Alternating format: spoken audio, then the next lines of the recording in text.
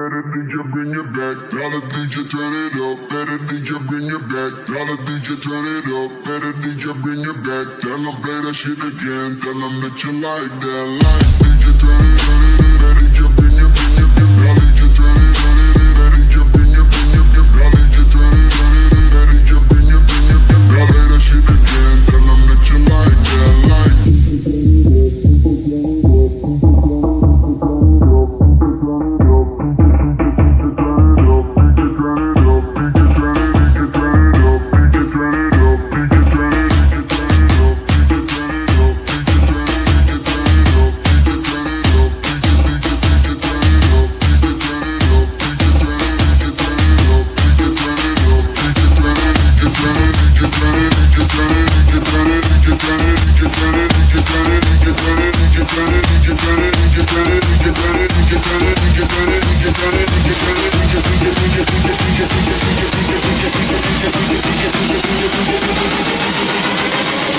Play that shit again, tell them that you like that.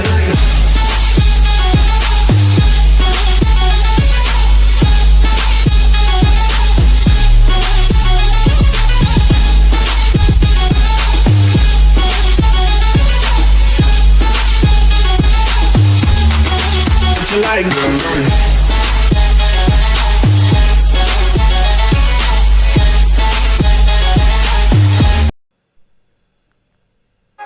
Gülüşün bile yeterdi bana. Ben geldim sana ama engel...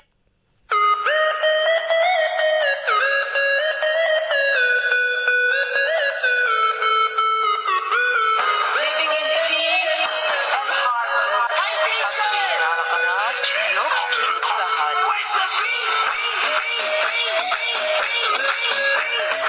بص بقى يا قلبي، نتكلم في المهم. اللي فات ده كان برنامج بيفك حظر الارقام البند الجديد، تمام، وانا هجربه على رقمي باذن الله. لو انت دخلت على المكتبه كده ثواني، ودخلت على اخر حاجه، ده واحد اجنبي، تمام.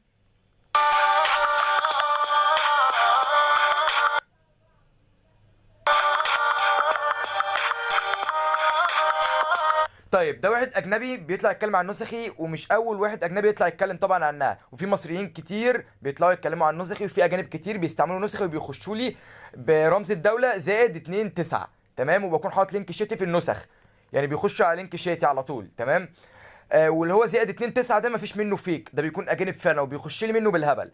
لو انت دخلت بقى كده عنده في الديسكريبشن هتلاقي ايه، حاطط لينك النسخه وعامل لها باسورد وحاطط رقم تليفونه. طبعا انت لما تشوف النسخه عنده او عند غيره هتقول ايفل واخدها منه. لا لا يا اسطى، معظمهم بياخدوا من عندنا النسخ بتاعتي، تمام، وساعات بيعدلوا عليها، تمام. فمش عايز بقى رد من الحكاكين اللي هم اصلا مش نافعين في حاجه غير ان هم يفضلوا يقعدوا يتكلموا على الناس.